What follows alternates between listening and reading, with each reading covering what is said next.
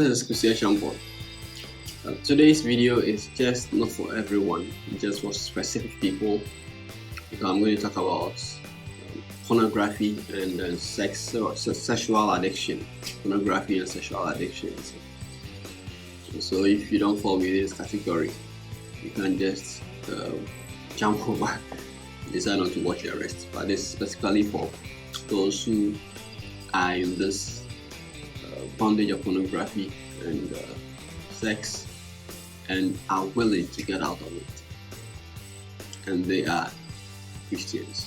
But as I said, if you are not in such situations, you can just watch, listen, and help those who are engaged or who are in bondage to pornography and to sex, so that you can help them out. So this actually video today is not just for everyone, just for specific people. Look at the title. So if you have such issues after watching this video, feel free.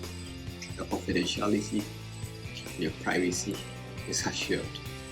Send me a mail or call me on my number, and then we'll talk about these things and see how they'll come out. There are so many young Christians in churches who have been bound by the enemy in some of these perversions, sexual perversions. But today I'm going to talk about some two addictions, sexual addictions I call them, or the other entities that may call them with other names, but I want to call them sexual addictions. There are some people in our churches who are addicted to pornography, which is actually destroying their lives.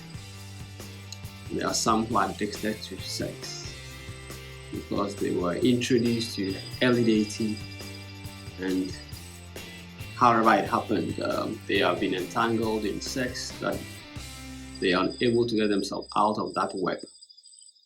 And so it's important we understand some of these things are traps that the enemy puts these young people in, and they find it very difficult. You can make them overly spiritual in churches to cover up some of these pitfalls, some of these weaknesses.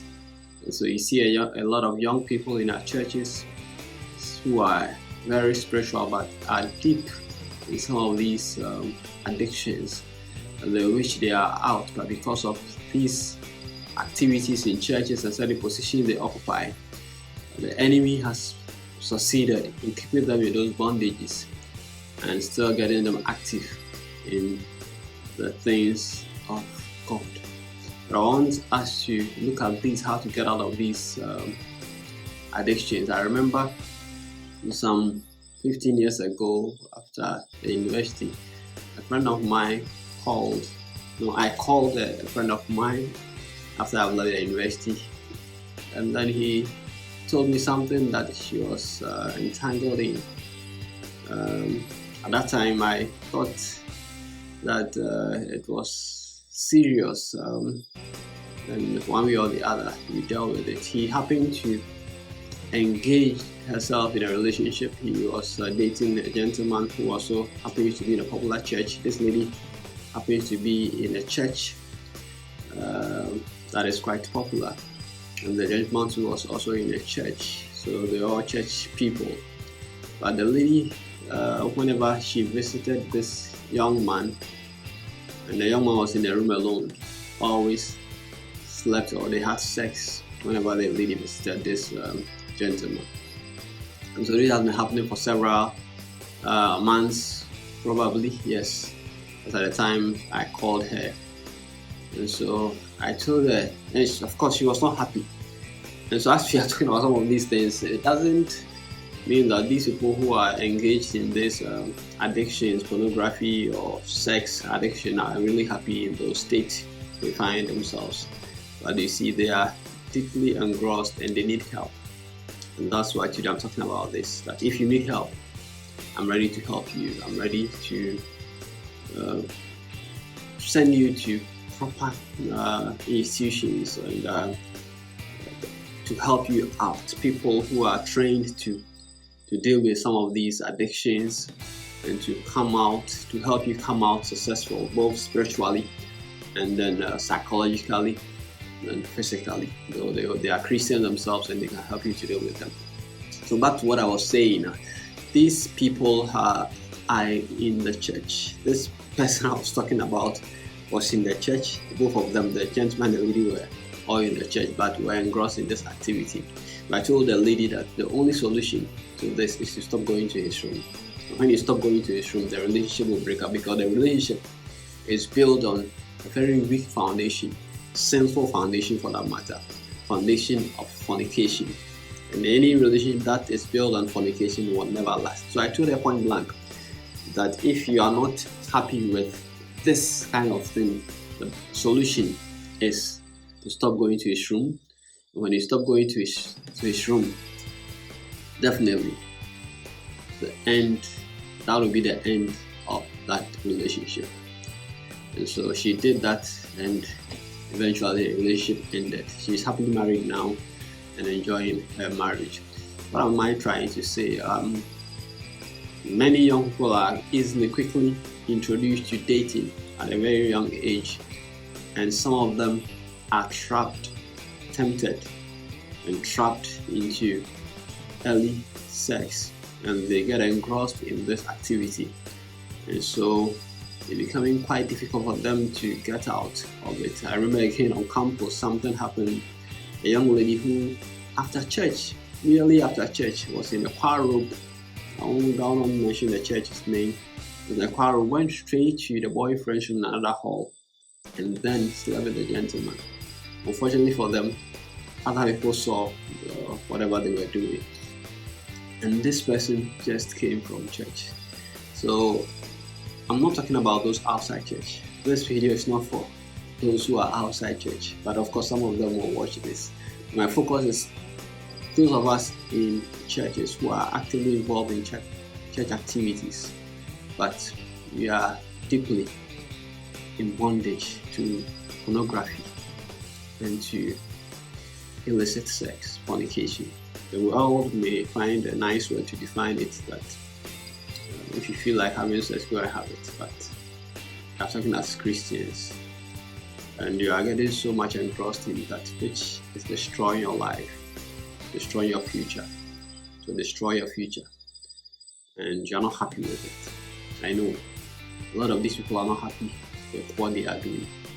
It's an entanglement that requires deliverance. And of course, if you are silent about it and nobody knows, you are not telling anybody about that, the enemy will continuously keep you in that bondage. And so if you are in this bondage of sex, addicted to sex, addicted to pornography, whenever you are alone and you pick your phone and you go to YouTube, what do you watch? The things you watch on YouTube, sexually explicit videos, that will not help you. They will destroy your life. They will destroy your future. Sex before marriage is called fornication. The world can have their own definition, but as far as we are concerned, but of course, we are not saying it's the unpardonable sin, but it's a sin that the enemy can keep you in. That's why some people even get married, but still they are unable to get out of that mess or rot. And so please, if you are watching this video and you're a child of God, but you have this problem, sexual addiction, and then addicted to pornography, just send me a mail. Better still, I'll leave my number at the comment section. You can call me and let's talk about it. I know God will keep you and deliver you from this problem. Don't think that you cannot come out. That's the deception from Satan. You can come out. You can be delivered. The only option available is to accept that what you are doing is not right and you want to get out of that. And I can assure you, Jesus loves you and is willing, ready to help you come out of that. When you confess, He will forgive you, but you have to deal with the issue, the roots of the issue, and help you come out of it. And that's what I'm talking about today. If you are in any of these problems, this video is not for everybody. It's just specifically for people who are in these problems. As I said in the beginning, it's not every sexual perversion I'm talking about here. I'm just focusing on pornography and sexual addiction. Again, I'm Kusi Achampong.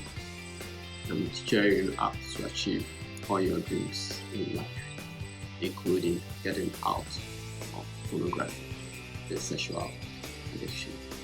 God bless you.